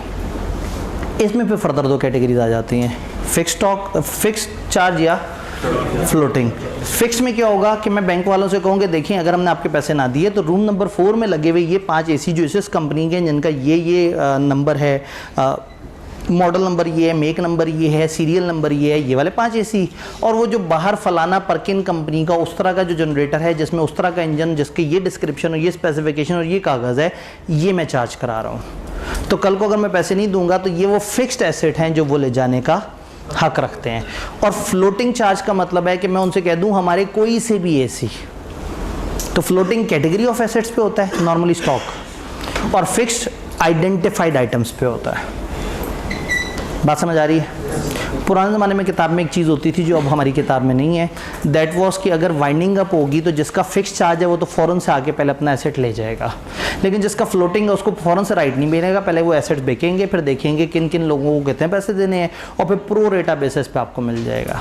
तो पुराने ज़माने में ये कॉन्सेप्ट हम डिस्कस करते थे, लेकिन अगर अभी भी आपको किसी पुरानी किताब के किसी पुराने एडिशन में नज़र आ जाए तो कन्फ्यूज़ नहीं होना। अब हमें सिर्फ फिक्स्ड और फ्लोटिंग चार्ज का डिफरेंस पता होना चाहिए। इंग्लिश पढ़ते हैं किताब से। Security for repayment for payment of a debt और other obligation that does not pass title of property, जो उसकी ओनरशिप ट्रांसफ़र नहीं कर रहा और ना ही आज की डेट में any right to its possession, ना आज उसको पोजेशन का हक दे रहा है और ना आज उसको टाइटल ट्रांसफ़र कर रहा है। The person to whom the charge is given, उस बंदे को जिसको चार्ज दिया ना आज उसको आप ओनरशिप दे रहे हैं, ना आज आप उसको पोजेशन दे रहे हैं। तो ये डेफिनेशन थोड़ी आसान हो गई। मूवेबल एसेट भी हो सकता है, इमूवेबल भी हो सकता है। एक राइट जिसमें आप कह देते हैं कि तुम पोजेशन ले सकते हो in event of companies default to pay the loan, और इसमें फिर वही वाली बात कि 2 तरह की कैटेगरी क्या है, फिक्स्ड और floating charge. The charge which is created on identified asset like specific land, building, specific plant, specific जो चंद डिफाइंड डेफिनेट चीज़ों को होगा वो क्या कहलाएगा, फिक्स्ड चार्ज। और जो charge created over class of assets, पूरी category which changes over time, for example debtors, for example stock, for example company का पूरा बिजनेस, तो ये फ्लोटिंग में कैटेगरी डिफाइंड होगी और फिक्स्ड में एसेट डिफाइंड होगा। यहाँ तक लोन और लोन से रिलेटेड, सिक्योरिटी या इससे रिलेटेड कोई सवाल लाइट ऑन कर दीजिएगा ज़रा, जज़ाकल्लाह। क्या चीज़, क्या डेटर पे मॉर्गेज क्रिएट हो सकता है? नहीं, डेटर पे चार्ज क्रिएट होता है। ये मूवेबल किस्म का अजीब सा एसेट है तो इसकी उस तरह की ओनरशिप डॉक्यूमेंट नहीं होता। हाँ, तो मॉर्गेज नॉर्मली ऐसे एसेट्स पे होता है जिनका एक ओनरशिप बाकायदा डॉक्यूमेंट होता है, एक इनवॉइस होती है, एक रसीद होती है जो हक देती है कि हाँ जिसके पास ये रसीद हो ये चीज़ उसकी है। जी क्लियर? चलें आगे। अब आगे एक बड़ी मज़े की डिस्कशन है, समझ आ जाए तो बहुत फ्लो में जाएगी और नहीं समझ आएगी तो कुछ नहीं समझ आएगी। तो क्या हम समझने के लिए तैयार हैं? सबसे पहले तो अगला पोर्शन शुरू होता है एक घटिया सी लिस्ट से जिसको रट्टा मारना है, एक लिस्ट ऑफ थिंग जिसका मॉर्गेज या चार्ज रजिस्टर कराना ज़रूरी है। अब उससे पहले थोड़ा सा समझते हैं, शायद 7-8-10 मिनट में हमें समझ आ जाए तो फिर हम इंग्लिश अच्छी तरह से समझ सकते हैं। समझना क्या है? समझना ये है कि मॉर्गेज या चार्ज में ख़तरा क्या है। चैप्टर का नाम क्या है? Pledge, mortgages and charges? नहीं, मॉर्गेजेस एंड चार्जेस, क्योंकि लॉ को टेंशन मॉर्गेजेस और चार्जेस से, प्लेज से टेंशन नहीं है। लेंडर के लिए सबसे पसंदीदा चीज़ है प्लेज। भला क्यों? हाथ में चीज़ पड़ी हुई, आराम से बेच देंगे। मॉर्गेज में फिर नाम है, फिर उसको ऑक्शन होगी, फिर लीगल मसलों मसाइल और मुश्किल में पड़ जाएंगे। और चार्ज में तो जाना पड़ेगा, कब्ज़ा करना पड़ेगा, बदमाशी करनी पड़ेगी, चीज़ें उठा के लेके आनी पड़ेंगी, एक सीन क्रिएट करना पड़ेगा। तो सबसे आसान क्या है? प्लेज। दूसरा, प्लेज में धोखा नहीं हो सकता। जो सोना मेरे पास रखवा के गया वो सोना किसी और के पास नहीं रखवा सकता, लेकिन जो ज़मीन का कागज़ मेरे नाम पे करके गया हो सकता है पटवारी से सेटिंग करके उसी ज़मीन का एक और कागज़ क्रिएट करके किसी और के नाम पे भी कर दिया हो। बात समझ रहे हैं? और ये पटवारी नून लीग का फॉलोअर नहीं है। पटवारी जो है उसको कहते हैं जो ज़मीनों के रिकॉर्ड्स वगैरह को आपस में सेटल कर रहा होता है। तो कहने का मतलब ये है कि मॉर्गेज में बेईमानी हो सकती है। अच्छा, चार्ज में कितनी मज़ेदार बेईमानी हो सकती है। बैंक को लाके मेट्रो ने दिखाया कि देखो हमारे पास 10 करोड़ का स्टॉक पड़ा। उन्होंने कहा हाँ पड़ा हुआ तो है, 4 करोड़ लोन दे दो। उन्होंने कहा ये लो। फिर दूसरे बैंक के पास गए, उनको बुला के कहा देखो स्टॉक कितना पड़ा हुआ है, 10 करोड़ का, 4 करोड़ का लोन दे दोगे, ये पकड़ें जी। 10 करोड़ का स्टॉक दिखा के 15 बैंकों से लोन ले लिया। तो चार्ज में इस तरह की दो नंबरी हो सकती है। मॉर्गेज में लोग डॉक्यूमेंटेशन में खेल सकते हैं, लेकिन सबसे सिक्योर क्या है? प्लेज में ऐसा नहीं हो सकता। तो प्लेज को साइड पे रख दें तो मॉर्गेजेस एंड चार्जेस को लेके ना लॉ सीरियस है। लॉ ये चाहता है कि इस तरह के मसले ना हो, तो लॉ ने एक बड़ा मज़ेदार काम किया, एक सेंट्रल डाटाबेस बना दिया जिसको प्रैक्टिकल ज़बान में CIB कहते हैं, लेकिन हमारी किताब की ज़बान में इसे रजिस्ट्रार कहते हैं। गवर्नमेंट का ना एक डाटाबेस है CIB, credit information bureau. Pakistan में जितनी भी कंपनियां हैं, जितने भी इंडिविजुअल्स हैं, उन्होंने आज तक जितने भी लोन लिए हैं, उस पर जितनी भी सिक्योरिटीज़ हैं, उनके जो भी बैलेंसेस हैं, वो सब उसमें आ रहा है। अगर आप में से कोई लोन लेने जाएगा तो बैंक से कहेगा मुझे लोन चाहिए, वो कहेंगे ज़रा ID बताएं, वो आपका ID उस CIB में डालेंगे, ये देखने के लिए कि आपने कभी पहले लोन तो नहीं लिया, अगर लिया है तो क्या पेंडिंग तो नहीं, कहीं डिफ़ॉल्ट में तो नहीं, आउटस्टैंडिंग बैलेंस कितना है। तो हर बंदे का एक पूरा रिकॉर्ड बन रहा होता है। सेम गोज विद कंपनियों का पूरा रिकॉर्ड बन रहा होता है। इस डाटाबेस को हम कहते हैं CIB, और ये स्टेट बैंक इसको रेगुलेट करता है। तो कंपनी लॉ ने अपनी ज़बान में उसको समझाया कि there must be a registrar of mortgages and charges, जो मॉर्गेजेस एंड चार्जेस का रिकॉर्ड रखेगा सारा का सारा, which can be a person, which can be a software, which can be a portal. अब करना क्या होगा? कंपनियों को उन्होंने कह दिया कि जब भी कोई लोन लेगा और लोन के ऊपर सिक्योरिटी क्रिएट होगी, ये सिक्योरिटी तब तक इफेक्टिव नहीं मानी जाएगी जब तक आप इसको रजिस्टर ना करा दें। और अगर ये सिक्योरिटी रजिस्टर नहीं हुई होगी तो कल को अगर कंपनी की वाइंडिंग अप हो गई और क्रेडिटर फ़ौरन से आया कि ये AC तो मेरा है, वो कहेंगे मॉर्गेज चार्ज रजिस्टर कराया था, उसने कहा नहीं, तो कहेंगे भाग जाओ, फिर फंस जाएगा क्रेडिटर अगर मॉर्गेज या चार्ज रजिस्टर ना हुआ। तो कंपनी को डराने के बजाय उसको डरा दिया जिसने पैसे देने हैं। तो अब वो क्या कहता है? वो कहता है भाई पहले ये ज़रा डॉक्यूमेंट रजिस्टर कराओ, जब रजिस्टर करा के आके मुझे कागज़ दिखाओगे तो मैं तुम्हें पैसे दूंगा। लॉ ने यहाँ तक भी कह दिया कि अगर वो क्रेडिटर भी चाहे रजिस्टर कराना तो वो भी रजिस्टर करा सकता है। तो अब क्या होगा? जब आप उसे कहेंगे ये हमारी ज़मीन है, हमें लोन दो, 5 करोड़ की ज़मीन है, 3 करोड़ का लोन दो, तो वो कहेगा अच्छा इसको रजिस्टर कराते हैं। रजिस्ट्रार के पास इंदराज हो गया, डिफेंस की, फलाना फेस की, फलाना ब्लॉक की, फलाना प्रॉपर्टीज़ बंदे के नाम पे मॉर्गेज हो चुकी हुई है। अब जब आप उसका ही कोई और कागज़ बना के दोबारा से रजिस्टर करवाने जाएंगे तो पहले से रिकॉर्ड में आ रहा होगा कि ये वाली ज़मीन तो ऑलरेडी रजिस्टर हुई हुई है, तो 2 नंबरी का चांस कम हो जाएगा। या वही मेट्रो वाले जब 10 करोड़ के स्टॉक को चार्ज क्रिएट किया है और जब दोबारा दूसरे बैंक के साथ क्रिएट करेंगे तो जब वो रजिस्ट्रार के पास जाएगा तो रजिस्ट्रार ही क्रेडिटर से कह देगा ध्यान रखना इसी कंपनी ने ऑलरेडी एक 10 करोड़ के स्टॉक को चार्ज क्रिएट करवाया हुआ है, तो सारे अलर्ट हो जाएंगे। तो एक सेंट्रल डाटाबेस है जिसको हम कहेंगे अपनी किताब की ज़बान में रजिस्ट्रार मॉर्गेजेस एंड चार्जेस। तो एक सेंट्रल रिकॉर्ड होगा। अब जब सेंट्रल रिकॉर्ड में सब लोग हमेशा एंट्री करवाएंगे तो इससे क्या होगा? हर चीज़ सिंक में रहेगी, कोई गड़बड़ नहीं करेगा, कोई बेईमानी नहीं कर सकता। अगर रजिस्टर ना हुआ तो उसका ये मतलब नहीं कि लोन वापस नहीं करना। लोन तो एक अलग एग्रीमेंट है, यहाँ 2 एग्रीमेंट है, एक एग्रीमेंट लोन का है और एक एग्रीमेंट सिक्योरिटी का है। तो इस वक्त हम लोन के एग्रीमेंट की बात नहीं कर रहे, सिक्योरिटी के एग्रीमेंट को रजिस्टर कराने की बात कर रहे हैं। घबराए तो नहीं बैठे? बात समझ आ रही है? एग्रीमेंट को हमने अब रजिस्टर करा देना है रजिस्ट्रार के पास। अगर हम रजिस्टर नहीं करवाएंगे तो हमारा क्रेडिटर फंस जाएगा। या लॉ ने एक प्रिंसिपल पे बहुत जोर दिया है जिसको हम कहते हैं let the buyer be aware. Law का एक यूनिवर्सल प्रिंसिपल है, let the buyer be aware. Buyer should be aware. इसको उर्दू में कहते हैं मुश्तरी होशियार बाश। मुश्तरी को होशियार बाश होना चाहिए। मुश्तरी कहते हैं कस्टमर को। इसको डॉक्ट्राइन ऑफ कैविएट एम्प्टर भी बोलते हैं। डॉक्ट्राइन ऑफ कैविएट एम्प्टर, इसके एक और नाम भी है, doctrine of constructive notice, doctrine of constructive notice, doctrine of caveat emptor, let the buyer be aware या मुश्तरी होशियार बाश। इन सब का एक ही मतलब है, जो बंदा ट्रांजैक्शन में एंटर हो रहा है आंखें खुली रखे, कान खुले रखे, समझ के तसल्ली से हर चीज़ को जांच पड़ताल करने के बाद ट्रांजैक्शन में एंटर हो, बाद में ना कहे धोखा हो गया।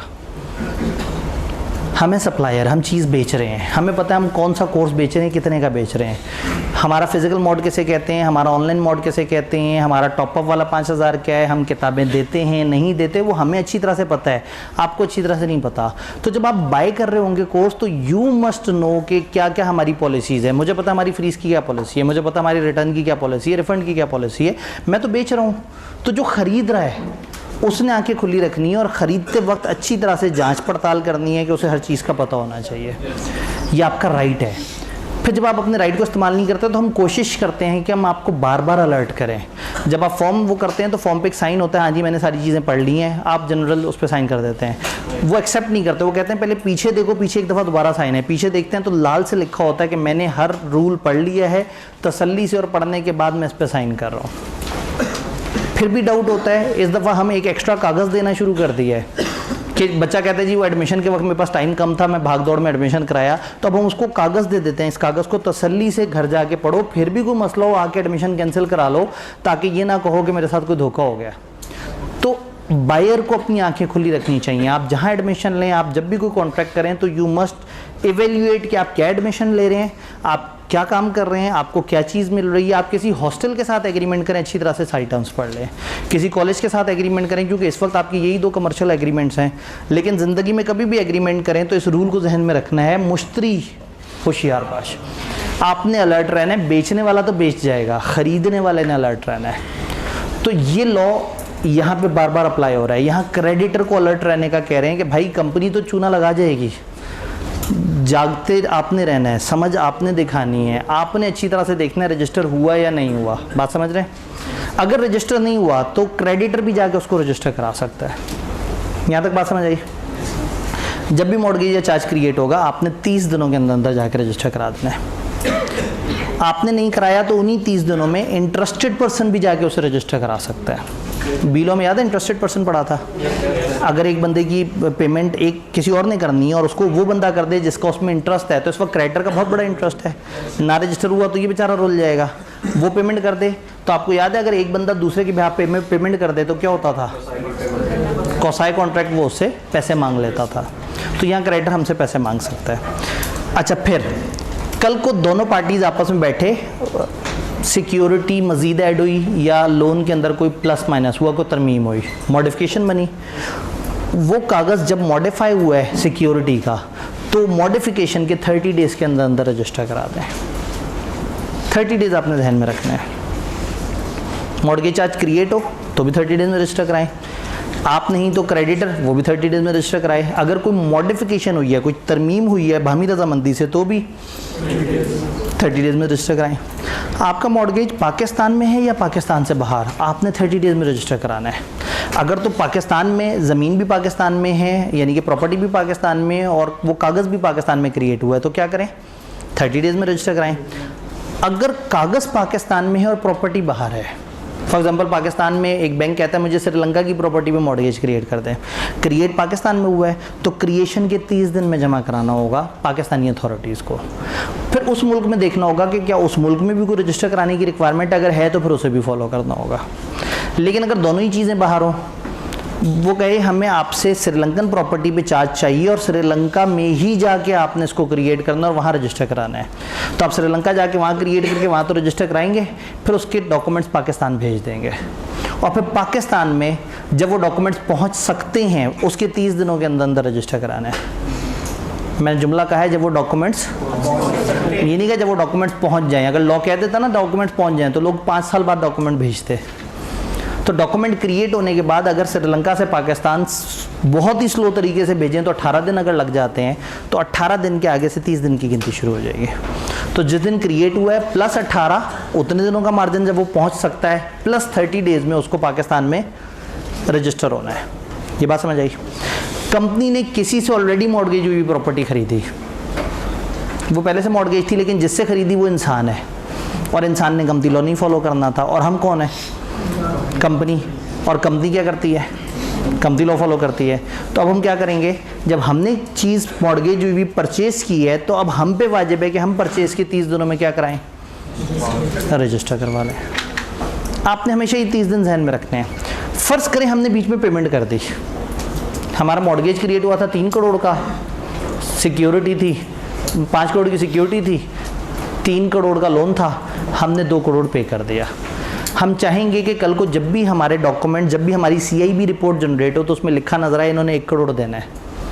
हमने पेमेंट कर दी, हमारे ज़िम्मे है, किसको बताएं? रजिस्ट्रार को।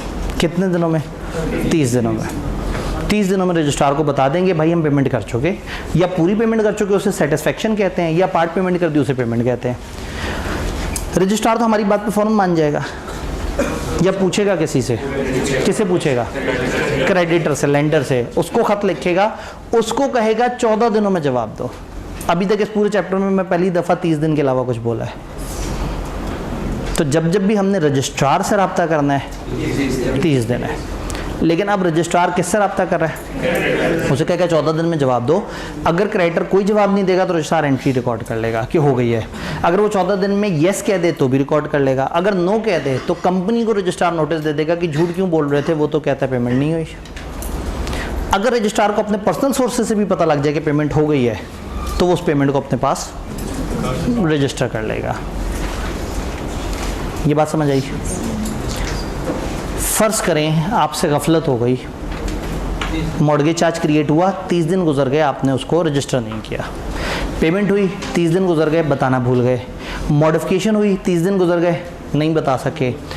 अब आपसे गड़बड़ हो गई, आप जाएंगे SCCP के पास, आप रजिस्ट्रार नहीं है, किसके पास जाएंगे? उनसे कहेंगे मुझे रेक्टिफिकेशन करवानी है। मॉडिफिकेशन था जो चेंज डॉक्यूमेंट में आई थी, रेक्टिफिकेशन का मतलब है आपको तस्हीह करवानी है। आप उन्हें जाके कहेंगे जी हमसे गलती हो गई, हमारा इरादा ऐसा नहीं था। वो देखेंगे कि क्या वो गलती जानबूझ के तो नहीं हुई। अगर उन्हें समझ आ जाए कि वाकई गलती है तो वो हमें जारी कर देंगे अप्रूवल कि आप इसको बाद में रजिस्टर करा लो। तो 30 दिन नहीं, हमारे फ़र्ज़ करें 100 दिन गुजर गए थे, हमें याद आया तो उन्होंने कहा ठीक है अब आप 101वें दिन रजिस्टर करा लो, कोई परेशान होने की बात नहीं है। वो हम ऑर्डर लेके किसको भेजेंगे? अब ये ऑर्डर हम 30 दिन में नहीं भेजेंगे, अब दिन कम हो जाएंगे। जो नॉर्मल हमारा SCCP की कोई भी चीज़ रजिस्ट्रार को हम नॉर्मली 7 दिन में भेज देते हैं। आप आहिस्ता आहिस्ता कुछ इस तरह के टोटके समझना शुरू कर देंगे कि कौन कौन सा टाइम कितना चल रहा होता है। तो हम रेक्टिफिकेशन का ऑर्डर रजिस्ट्रार को दे देंगे, रजिस्ट्रार हमें लेट रजिस्टर करने की परमिशन दे देगा। लेकिन कौन से दिन रजिस्टर हो रहा है? 101वें दिन। तो शुरू के पिछले 100 दिन में अगर कोई गड़बड़ हुई तो रजिस्ट्रार उसकी जिम्मेदारी नहीं लेगा। वो आपको लेट रजिस्टर करने की लेट फीस भी लेगा, लेकिन दरमियान में होने वाली किसी चीज़ की लीगल जिम्मेदारी नहीं लेगा। मैं ये चीज़ इस तरह से समझाता हूँ कि मैंने एक दफ़ा, हमारा क्या होता है, हम जो चार्टर्ड अकाउंटेंट्स हैं, हमने हर साल एनुअल सब्सक्रिप्शन देनी होती है जो आपकी एनुअल सब्सक्रिप्शन से 10 गुना के करीब होती है। तो गालबन इस दफ़ा हमारी अब कुछ 40,000 प्लस बन रही होगी। अगर आपकी 5,000 हो गई है तो अभी तक हमारा, मुझे नहीं पता कि हमारा रेट क्या आया है जो हमने एनुअल सब्सक्रिप्शन देनी है। तो होता क्या है कि ICAP ये कहता है कि अगर आप ये सालाना हमें ये टैक्स नहीं देंगे, टैक्स है गुंडा टैक्स, जगह टैक्स, वो कहते हैं हमसे CA की है, अब सज़ा मिलनी चाहिए तुम्हें, क्योंकि तुमने हमसे CA किया है, तुम पहले स्टूडेंट थे, अब CA कर चुके हो, अब तुम सालाना हमें इतने सारे पैसे दो। ठीक है, बीइंग मेंबर अगर हमने CA किया और उसे हमारी ज़िंदगी में वर्थ आई है तो हमें अपने इंस्टीट्यूट को पे बैक करना चाहिए। हमको स्टूडेंट की तरह थोड़ी रोना शुरू हो जाएंगे, हम क्यों पैसे दें, ICAP हमारे लिए कर क्या रहा है? हमारे लिए कुछ नहीं कर रहा, आपके लिए तो बहुत कुछ कर रहा है, आपके फ्यूचर के लिए कर रहा है, निज़ाम बना रहा है, लाइब्रेरियों पे काम कर रहा है। इवन जो मुल्क से बाहर कॉन्फ्रेंस हो रही है वो भी अल्टीमेटली ICAP की वर्थ बढ़ा रही है ना, उसका भी असल बेनिफिशियरी कौन है? आप लोग हैं। हम लोग तो पढ़ा रहे हैं, हमें क्या फ़ायदा होना उस सारी चीज़ से? और हमें फ़ायदा होता कि हमें ये कॉलेज खोलने देते थे बगैर पैसे लिए, तो हमें तो कॉलेज के भी पैसे देने पड़ते हैं। फिर हम अगर MS ऑफिस कराएं उसके भी पैसे देने पड़ते हैं, PP कराएं उसके भी पैसे देने पड़ते हैं। तो हमें तो हर साल 5-1 लाख रुपया देना पड़ता है ICAP को, तो आप लोग तो सिर्फ 5,000 रुपये देते हैं। तो खैर, कहने का मतलब ये है कि रूल ये है कि आप सालाना पैसे दें। अगर आप सालाना पैसे नहीं देंगे तो आप अपने नाम के साथ ACA या FCA नहीं लिख सकते। ACA उसे कहते हैं जिसको CA किए हुए 10 साल से कम अरसा हुआ, और FCA उसे कहते हैं जिसको 10 साल से ज़्यादा, यानी कि जो नौकरी कर रहा हो या अपना काम कर रहा हो उसको 10 साल चाहिए, और अगर कोई फर्म में चला जाए तो 5 साल बाद एफसीए हो जाता है। तो फर्म वाले जल्दी से एफसीए लिखना शुरू कर देते हैं, लेकिन जो अदर देन फर्म्स होते हैं उनको 10 साल बाद एफसीए लिख सकते हैं। और उन पिछले 10 साल में आप अपने नाम के साथ क्या लिखते हैं? ACA, associate chartered accountant. अब वो भी नहीं लिख सकते अगर आपने सालाना पैसे ना दिए हो। और जब आपके 10 साल पूरे होंगे तो आप एलिजिबल होंगे कि आप मज़ीद ज़्यादा पैसे देना शुरू कर दें और नाम के साथ क्या लिख लें, ताकि आप ज़रा मोतबर हो जाएं, ज़रा नाम से बड़ी फीलिंग आए। तो हुआ ये कि 1 साल 30 जून आया और उसके बाद हमारी पेमेंट की डेडलाइन होती है अगस्त एंड तक। तो अगस्त एंड पे कहीं इनकी वेबसाइट वगैरह हैंग हो रही थी और उसमें काफ़ी मसले आ रहे होते हैं आखिरी दिन। आपको पता है, मैं भी आप ही लोगों से गुजर के आया हूँ, तो आप लोग भी आखिरी दिन पेमेंट करते हैं, तो मैं भी वैसा ही होऊंगा। प्रॉब्लम आ रहा था। बहरहाल मैंने पेमेंट की, उन्होंने कहा सक्सेसफुल, मुबारक हो, ज़बरदस्त। मैं हैप्पी हो गया, मैंने कहा जी पेमेंट प्रोसेस हो गई, मैं ईजी हो गया। कुछ महीने बाद एक मेल आई कि भाई आपकी अभी तक पेमेंट नहीं आई। मैंने कहा जी बात करें, चलो ईजी होकर बैठूंगा, एविडेंस देखूंगा, अपने बैंक स्टेटमेंट से उनको भेज दूंगा, कहूँगा यार क्या बात करते हो, मैंने तो आखिरी दिन जमा करा दी थी। 7-8 महीने गुजर गए, देखा ही नहीं। तो फिर एक दिन एहसास हुआ, फिर शायद उनकी मेल आई या शायद घर पे भी खत आया कि वो आप डिफ़ॉल्टर हैं, आप खबीस आदमी हैं, आप क्यों नहीं पैसे देते। और जो है ना, ऐसा नहीं था, लेकिन कहने का मतलब है जैसे वो नहीं होता, आप अपने मकरूज से पैसे मांगते हैं कि भाई तुमने पैसे नहीं दिए, तुम कैसे आदमी हो। तो उन्होंने ख़त भेजा कि भाईजान को खुदा का खौफ करें, आप अगर अपने नाम के साथ एसीए लिख रहे हैं तो आप नहीं लिख सकते क्योंकि आपने पैसे नहीं दिए हुए। मैंने देखा, जब हिसाब किताब लगाया, उनसे पूछा तो पता लगा वो पेमेंट उस दिन प्रोसेस हुई नहीं थी, जिसका नोटिफिकेशन आ गया। मैंने उनसे कहा जी अच्छा जी अब मैं पेमेंट करना चाहता हूँ। उन्होंने कहा ऐसे थोड़ी होगा, आप चूँकि पेमेंट लेट कर रहे हैं तब आप 5.5 या पता नहीं इतने हज़ार ऊपर जमा कराएं। मैं कहा चलें ठीक है, वो भी जमा कराए। जब जमा कराए तो उन्होंने कहा कि आपने जिस दौरान जमा नहीं कराए थे, आप उस दौरान मेंबर काउंट नहीं हो रहे थे। तो वो जो आपके 10 साल की गिनती है, अब लेट पेमेंट हुई, लेट पेमेंट की मैंने रेक्टिफिकेशन करवाई, रेक्टिफिकेशन का जुर्माना भी भरा, बट उसका ये मतलब है कि मैंने जिस दिन अब दोबारा से पेमेंट की वो वाला दिन काउंट होगा, जो दरमियान में जिस टाइम पे मैं डिफ़ॉल्ट में था वो काउंट नहीं होगा। और जिस वक्त मैंने सीए किया था उस टाइम भी मुझे कोई जल्दी नहीं थी अपने नाम के साथ एसीए लिखने की, मैं तो अपनी ज़िंदगी में खुश था। वो तो किसी ने कह दिया भाईजान इतने महीने हो गए तो मैं क्वालिफाई किए हुए, तो नाम के साथ अगर एसीए तुम्हारे कॉलेज वाले लगा रहे हैं तो पैसे तो भरो आई कैप के। तो मैंने उस टाइम भी बड़ा लेट करवाया था। तो मुझे क्वालिफाई किए 11 साल हो चुके हैं, लेकिन मैं अभी तक एसी हूँ कि जी ये जो है ना वो। तो मैंने ईमेल पे ज़रूर एफसीए लिख लिया है अपने, मतलब ईमेल पे तो मैं अपने राइट से इस्तेमाल कर सकता हूँ। तो ईमेल आतिफ अब्दी एफसीए, लेकिन मैं एसी हूँ। मैं आपको बता ही रहा था कि इस वक्त मैं एफसीए होता अगर वो वाला गड़बड़ ना हुई होती। कहने का मतलब है कि लेट रजिस्ट्रेशन अलाउ कर देंगे, but it will not affect, उससे पीछे जो गड़बड़ हुई है वो रेक्टिफाई नहीं होगी। आपको उस दिन से आगे राइट्स देना शुरू कर देंगे, लेकिन पीछे जो गड़बड़ हुई है वो आप ही के ज़िम्मे, वो आपको उसमें कोई प्रोटेक्शन नहीं देंगे। तो जुर्माना भी ले लिया, आगे से लेट वो रजिस्ट्रेशन भी कर ली, वो टाइम भी खा गया। भाई वो जब वो टाइम जुर्माना ले लिया है तो वो टाइम तो काउंट करो। तो बहरहाल इस एग्जांपल से आपको समझ आ जाएगी कि लेट रजिस्ट्रेशन अगर वो अलाउ कर भी दें तो उससे भी इट विल नॉट प्रेजुडाइज, ये अफेक्ट नहीं करेगा any right acquired prior to the time when it was in fact registered. तो किताब में एक बड़ा मुश्किल सा जुमला लिखा हुआ है, मैं इसलिए डिटेल एग्जांपल दी है कि इससे बात समझ आ जाती है। तो अगर आपने लेट रजिस्टर करना अलाउ करवा लिया तो इट विल नॉट अफेक्ट अगर उस प्रॉपर्टी में पिछले कुछ अरसे में जब वो होनी चाहिए थी और नहीं हुई, उस वक्त अगर कोई नुकसान हुआ तो वो आप ही बेयर करेंगे, रजिस्ट्रार आपको उसमें कोई प्रोटेक्शन नहीं देगा। ये बात समझ आई जी? जो अभी तक 100 डेज लेट हो गया, उस 100 डेज में अगर वो किसी और के पास चले जाए, कोई मतलब शांति से कर ले। जी बिल्कुल ऐसे ही है, बिल्कुल सही कह रही हैं। अगर उन 100 दिनों में कोई और गड़बड़ हो जाए, उसकी ओनरशिप में कोई गड़बड़ हो जाए, तो कल को फिर रजिस्ट्रार भी रजिस्टर करते हुए इनकार कर देगा, नहीं भाई ये तो आप ये नहीं कह सकते नहीं जी वो 30वें दिन पे तो ये मेरी ही चीज़ थी, कर लो रजिस्टर।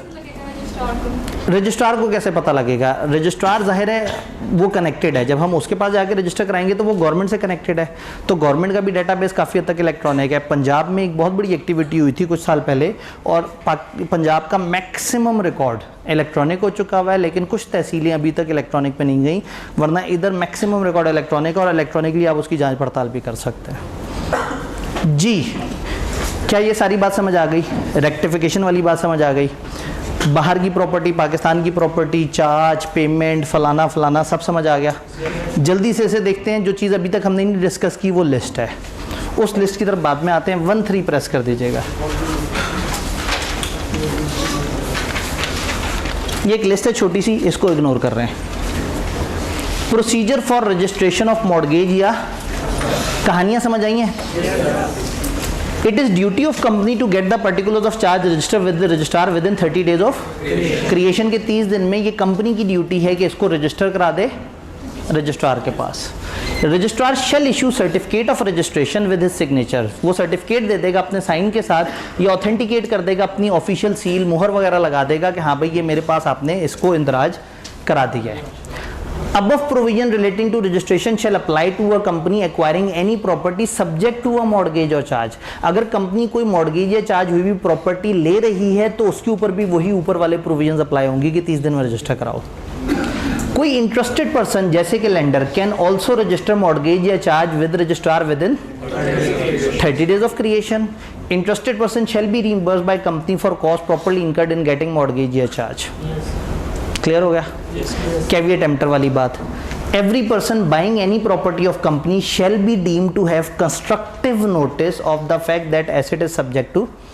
जो भी कभी भी कोई चीज़ खरीद रहा है ये एज्यूम किया जाएगा कि उसे पता होना चाहिए कि ये मॉर्गेज या चार्ज क्रिएट हुआ हुआ है। Mortgage charge created outside Pakistan on property, mortgage भी बाहर है और प्रॉपर्टी भी बाहर है। Period of 30 days shall start from the day when the document should reach Pakistan if sent with due care from that। अगर दूसरे मुल्क से सही से भेजे जाएं तो जिस वक्त पाकिस्तान पहुंच सकते हैं से 30 दिन का टाइम शुरू होगा। क्लियर? और अगर mortgage charge created in Pakistan हो जबकि प्रॉपर्टी बाहर हो तो registration of charge with authority of that other country shall also be required for completion of registration of mortgage या चार्ज। तो ऐसे में आप पाकिस्तान में रजिस्टर करवाएंगे, डॉक्यूमेंट्स पाकिस्तान में, फिर क्या कर देंगे उन डॉक्यूमेंट्स को बाहर ले जाएंगे और फिर वहाँ के मुल्क में देखेंगे कि वहाँ रजिस्ट्रेशन का क्या तरीका है। तो बाहर हैं तो पाकिस्तान लाने हैं और पाकिस्तान है तो बाहर भेजने हैं। जी ये जो सकते हैं कि लिस्ट दी हुई है इन्होंने कि इस कंट्री से इतने डेट में आए? जी, ये लिस्ट क्या उन्होंने दी हुई है कि किस कंट्री से किस कंट्री तक कितने दिन में पहुंचता है। एक यूनिवर्सल रूल होता है, पाकिस्तान पोस्ट का सादा तरीन ख़त अगर भेजा जाए तो वो किसी मुल्क कितने दिन में पहुंचता है, गवर्नमेंट का ये बेंचमार्क है। तो अगर एक सादा ख़त जिस पे पैसे पोस्ट ऑफिस वाले ले लें शायद 400-300 और वो सिंगापुर पहुंचता है 21 दिनों में तो फिर वो 21 दिन बेंचमार्क बन जाएगा। तो इधर कोई लिस्ट नहीं दी, ये पाकिस्तान पोस्ट का जो भी उस वक्त कानून होगा उसके मुताबिक होगा। Then consequences of non registration, mortgage या charge would become void and shall not be accepted as such by liquidator या क्रेडिटर। लिक्विडेटर के लिए वो काबिल अमल नहीं होगा। This shall not affect any contract और obligation for repayment of money thereby secured. वो जो पैसे देने थे उसकी रीपेमेंट मुतासिर नहीं हुई है। पैसे देने का एग्रीमेंट अलग है, सिक्योरिटी का एग्रीमेंट अलग है। तो सिक्योरिटी काबिल कबूल नहीं रही लेकिन लोन लेने देने का एग्रीमेंट वहीं पे खड़ा हुआ है। क्लियर? अब पढ़ लिया हम उसकी इंग्लिश देख रहे हैं। मॉडिफिकेशन अगर आपने करनी है, उसमें कोई तब्दीली है, तरमीम वगैरह अगर आप कर रहे हैं तो फिर क्या होगा? Modification means change in terms और कंडीशन और operation of an instrument. Company shall send to registrar particular such modification with a copy of instrument evidencing such. जिस डॉक्यूमेंट के थ्रू चेंज आया वो और ये वाली कॉपी उठा के आपने भेज देनी है स्पेसिफाइड मैनर में। Provision of registration of mortgage और charge shall also apply to such. और वो प्रोविजंस क्या थी? 30 दिन के अंदर अंदर भेजो, और तुम नहीं भेजोगे तो कौन भेजेगा? क्रेडिटर। डन? क्या चीज़? हाँ वही वाली है, ठीक है मैं समझे। पेमेंट या सेटिस्फेक्शन। सेटिस्फेक्शन है फुल पेमेंट और पेमेंट का मतलब है पार्ट पेमेंट। जी अभी आता हूँ एक दफ़ा देख लें। पर्टिकुलर्स ऑफ पेमेंट या satisfaction shall be submitted to registrar within 30 days from date of payment. Registrar क्या करेगा? इसको रजिस्टर कर लेगा तभी जब वो वेरीफाई करेगा। वो टाइम देगा 14 दिन का। अगर कोई ऑब्जेक्शन उसने फाइल नहीं की तो वो रजिस्टर में एंटर कर देगा, और अगर कोई ऑब्जेक्शन फाइल कर दी कंपनी से कम्युनिकेट कर लेगा कि भाई देखो ये क्या बात हो रही है, क्रेडिटर ने तो इनकार कर दिया। रजिस्ट्रार में even know information receive from company, company ने कुछ नहीं बताया लेकिन रजिस्ट्रार को अगर खुद भी पता लग जाए तो वो सेटिस्फेक्शन रिकॉर्ड कर लेगा, सिस्टम में रिकॉर्ड कर लेगा। अगर वो अवेयर हो कि एक पर्टिकुलर मॉर्गेज या चार्ज पे हो गया है या उसे पता लग जाए कि वो वाला एसेट अब आपका एसेट नहीं है।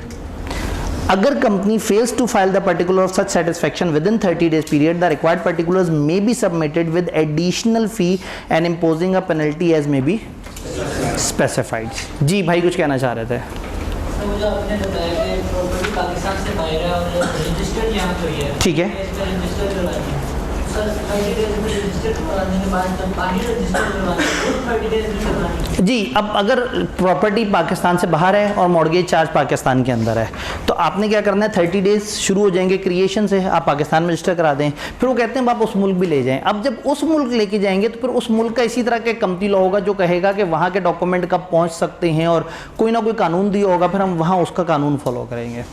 लेकिन कंपनी लॉ ने हमें बताया कि दूसरे मुल्क से कागज़ जितने अरसे में आते हैं उसके बाद से 30 दिन शुरू होंगे, तो उस मुल्क का पता नहीं क्या कानून हो, हम उस मुल्क का कानून वहाँ जाके फॉलो करेंगे। लेकिन फॉलो ज़रूर करना है। वो कहना चाह रहे हैं कि यहाँ के अलावा वहाँ पे भी जाके देखो कि वहाँ पे क्या रूल है। तो ये वो 30 दिन वाली सारी बात हो गई। अब आ गई रेक्टिफिकेशन। SECP में on application of company interested person on terms and condition seems just an expedient, order कर देंगे extension in time for registration अगर साबित हो जाए कि ओमिशन टू रजिस्टर या ओमिशन या miss statement of any particular was accidental, या ना चाहते हुए किसी वजह से कोई और सफिशिएंट वो था इसकी वजह से हुआ है, या इससे कोई नुकसान नहीं पहुंच रहा है क्रेडिटर या शेयर होल्डर को, या कोई भी और चीज़ जो मुनासिब है। यानी अगर उन्हें लग जाए कि कंपनी का कसूर नहीं है, SECP में order for extension in time and rectification on terms and condition seem fit. Certified copy of SECP का ऑर्डर 7 दिन में किसको जमा करा देंगे, रजिस्ट्रार को। अब वो वाली बात, extension in time shall not prejudice any right. Extension in time का मतलब ये नहीं है कि वो अफेक्ट करेगा किसी भी राइट को acquired in respect of property concern prior to the time when mortgage या चार्ज इज एक्चुअली, जिस दिन रजिस्टर हुआ उससे पीछे अगर कोई चेंज वगैरह हुई है तो एक्सटेंशन में उन्होंने एक्सटेंशन तो कर दी है, लेकिन पीछे अगर उसके साथ कुछ हुआ तो वो उसकी जिम्मेदारी नहीं लेंगे। ये जितने भी मॉर्गेजेस या चार्जेस हैं आपने इसका एक रिकॉर्ड मेंटेन करना है। एक रिकॉर्ड रजिस्ट्रार मेंटेन कर रहा है, एक रिकॉर्ड कंपनी मेंटेन करेगी। हर कंपनी अपने पास एक register of mortgages and charges रखेगी। उसमें किस मैनर में रखेगी, स्पेसिफाइड मैनर में। रजिस्टर और कॉपीज ऑफ इंस्ट्रूमेंट अगर कोई देखना चाहे तो कोई भी मेंबर या क्रेडिटर फ्री देख सकता है बगैर पैसों के। किसी और बंदे ने देखना है तो ऑन पेमेंट ऑफ स्पेसिफिक फ़ी दे सकते हैं। अगर ये सेक्शन नहीं फॉलो करेंगे तो क्या होगा, लेवल 1 पेनल्टी होगी। और उसके अलावा रजिस्ट्रार कंपेल करेगा कि आप फ़ौरन से इसको इंस्पेक्ट कराओ। रजिस्टर्ड ऑफिस पे आप अपने तमाम ऐसे इंस्ट्रूमेंट जैसे मॉर्गेज या चार्ज क्रिएट किया उसकी एक कॉपी रखेंगे, और जो भी मॉडिफिकेशन हुई उसकी भी कॉपी आप रजिस्टर ऑफिस पे रखेंगे। तो ये उसके रजिस्टर की रिक्वायरमेंट है। यानी कि चैप्टर तकरीबन ख़त्म हो गया सिवाय एक लिस्ट के। यहाँ पे एक बड़ा शदीद नज़रियाती इख्तलाफ लॉ वालों से, कंपनीज एक्ट ये लिख सकता था कि कंपनी हर मॉर्गेज या चार्ज रजिस्टर करा दे तो ज़िंदगी आसान हो जाती, लेकिन उन्होंने कहा कि बस ये 11 तरह के मॉर्गेज एंड चार्जेस हैं जो आपने रजिस्टर कराने होते हैं। वो तो आईके अपने एहसान करके उनको जोड़ के वो 8-9 पॉइंट्स बना दिए।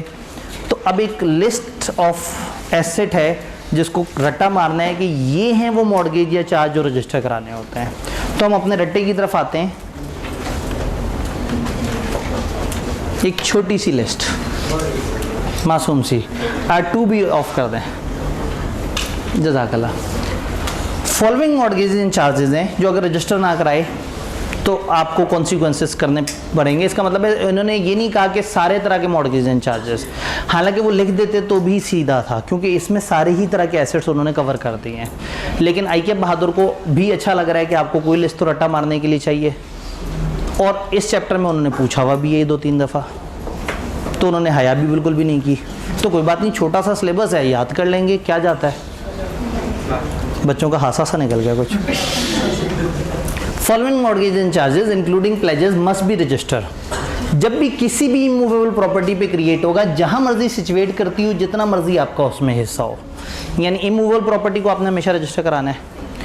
फिर अगर आप कोई भी डिबेंचर को इशू करने के लिए कोई भी क्रिएट करते हैं, कोई भी एसेट वगैरह, तो उसको हमेशा रजिस्टर कराना ज़रूरी होगा।